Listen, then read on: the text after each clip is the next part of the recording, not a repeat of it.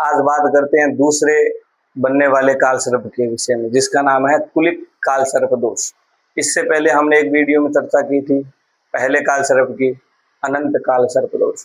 उसके कारण क्या है, उसके लक्षण क्या है और उसके उपाय क्या है, इस विषय में हमने चर्चा की थी। आज हम बात करते हैं दूसरे काल सर्प दोष की।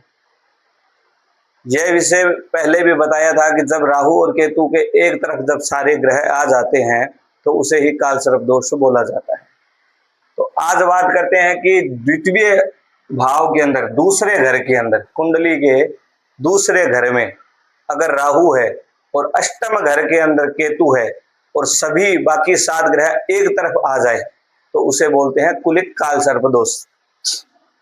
ये कुछ पॉइंट मैंने लिखे हैं 5, इसके अलावा 4 हो रहा है, कटिंग करके वीडियो इसी के साथ में मर्ज कर दूंगा जोड़ करके। ऐसे काल सर्प का क्या लक्षण है, क्या इसके दोष हैं, क्या इसके उपाय हैं, इस विषय हम चर्चा करेंगे। लिखा है कि ऐसा जातक सदैव रोजाना किसी न किसी रोग से ग्रस्त रहता है। अगर ऐसा इसका दोष बन रहा है कुलिक काल सर्प दोष का, कैसे बनता है? लिखा है कि दूसरे भाव के अंदर अगर राहु है और अष्टम भाव में केतु है और बाकी सारे 7 ग्रह एक तरफ आ जाए तो उसे कुलिक काल सर्प दोष बोलते हैं। इसके लक्षण में पहले ये लिखा है, जातक किसी न किसी रोग से ग्रस्त रहता है। एक दिन सही हुआ, फिर 2 दिन बिगड़ गया, फिर 4 दिन सही रहा, 8 दिन बिगड़ गया, ऐसी उसकी स्वास्थ्य रहता है। प्रायः उसे मुख व गुदा संबंधी रोग होता है। उसके गले से ऊपर का अंग भी दोषपूर्ण होता है, गले से ऊपर का अंग भी उसका दोषपूर्ण होता है। मुख व गुदा से संबंधित योग रहता है। बवासीर बनना आदि का रोग इससे संबंधित कारक है। फिर लिखा है, ऐसा जातक सदैव ग्रस्त रहता है। अब ग्रस्त का मतलब खाली एक बीमारी को नहीं कहते कि बीमारी से ही ग्रस्त रहता है, किसी न किसी प्रपंच में वो हरदम फंसा ही रहता है। निरंतर परेशानियों के कारण जातक चिड़चिड़े स्वभाव का होता है। उसके अंदर एक मुख्य बिंदु और है कि वो व्यक्ति थोड़ा गुस्सैल होता है, हर वक्त अपने गुस्से के कारण ही अपना काम बिगाड़ता है और अंत में निरंतर परेशानियों के कारण जातक चिड़चिड़े स्वभाव का हो जाता है। तो पहले तो उसको अपने ऊपर भी संयम लाना चाहिए, गुस्से को थोड़ा कंट्रोल करेगा तो यह ग्रह भी अपना प्रभाव थोड़ा कम दिखाएंगे। फिर लिखा है, वैवाहिक संबंध टूट जाते हैं। अक्सर यह जिसमें काल सर्प दोष बनते हैं उस विवाह, 2 विवाह के योग उस जातक के प्रायः बनते हैं। ऐसे बहुत सारे योग है जिससे 2 विवाह को देखा जाता है। तो वैवाहिक संबंध टूट जाते हैं, यानी कि उसका वैवाहिक जीवन कोई बहुत ज्यादा अच्छा नहीं होता। फिर लिखा है, पारिवारिक कलह के कारण, परिवार के माहौल के कारण घर का माहौल सदैव अशांत रहता है, बिगड़ा हुआ रहता है। अशांत रहने का कारण तो यही है ना कि वो व्यक्ति गुस्सैल है। गुस्सैल है तो कुछ ना कुछ बोलता रहेगा, तो पारिवारिक माहौल अशांत रहेगा। फिर लिखा है, पिता तथा कुटुंब का सुख नगण्य होता है, कुछ बहुत ज्यादा अच्छा विशेष नहीं होता है। मित्रों से धोखा मिलता है, यह उसका एक कारण है, यानी कि उसके ऊपर कोई विश्वास नहीं कर पाता। उसको हर व्यक्ति उपभोग के लिए ही उसको साथ देते हैं कि उससे कुछ काम निकलवा पाए। वह किसी का काम करे तो ठीक है, वरना उसी को किसी से सहायता नहीं मिल सकती है। ये इसके आगे के 4 पॉइंट बात करते हैं। आते हैं अगली स्लाइड पर, उसमें पूरा नहीं आ पाया था तो इस स्लाइड पर हम लेकर के आए हैं दूसरा। कुलिक काल सर्प है वही एक पॉइंट है अगला, आर्थिक स्थिति भी अच्छी नहीं रहती है। इस काल सर्प दोष वाले की आर्थिक स्थिति के अंदर भी उसके हाथ प्राय धन को लेकर के तंग रहते हैं। पैसा पास में नहीं रहे रुकता, यानी कि कमाता भी है अगर तो रुकता नहीं है। कमाने में भी कैसे होगा, क्योंकि अगर दूसरे भाव के अंदर राहु होगा तो दूसरा भाव तो धन भाव है, कोष भाव है, अगर इकट्ठा किया होगा तब भी लगा देगा।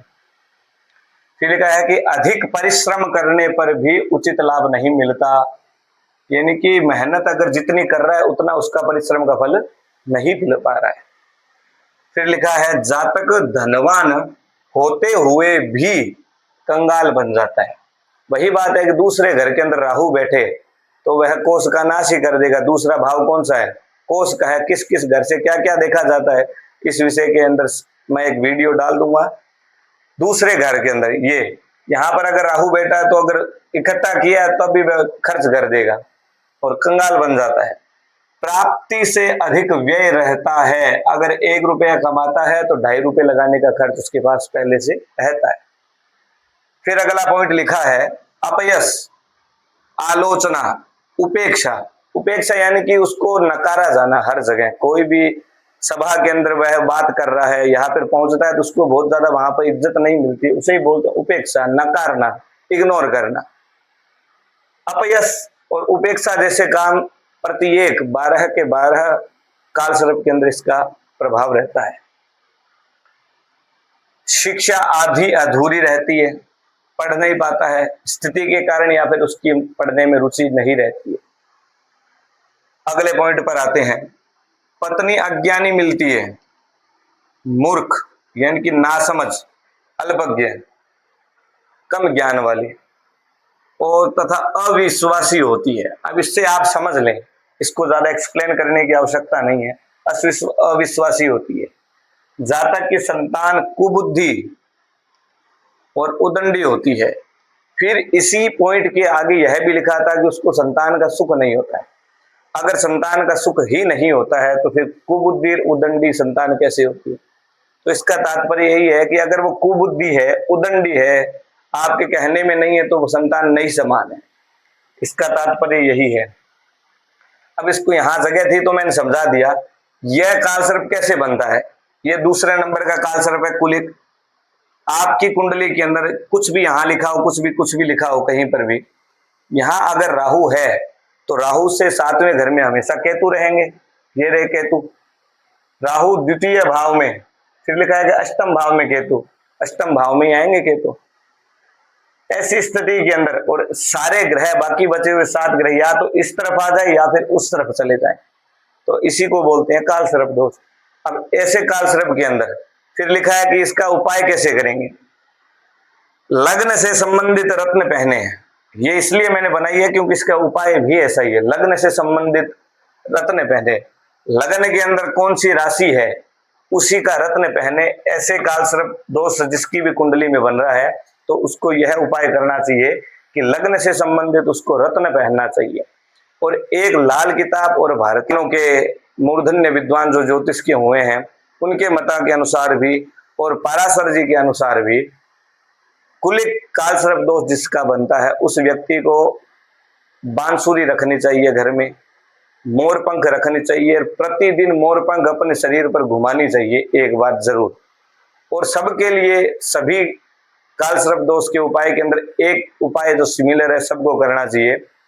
सर्व सिद्ध काल सर्प का यंत्र आता है, उसकी उपासना उसको रोजाना करनी चाहिए, उसकी पूजा और महामृत्युंजय का जाप भी उसको प्रतिदिन करना चाहिए। और एक साथ में ध्यान रखें, चांदी की सर्प की अंगूठी बना करके, ऐसी अंगूठी बनाए जिसमें सर्प बना हो, ऐसी चांदी की अंगूठी भी इसका एक उपाय है। इसमें से जितनी जगह थी मैंने लिखा मोरपंख का उपयोग करें। उपयोग कैसे करें? मोरपंख या तो अपने पास में रखें अपने पर्स में, और रोजाना मोरपंख अपने घर पर भी रखें और अपने पूरे शरीर के अंदर मोरपंख का एक बार स्पर्श जरूर करवाएं। यह इस कुलिक काल सर्प का निवारण है। ऐसी ऐसी और भी आगे मैं वीडियो लाता हूं। धन्यवाद।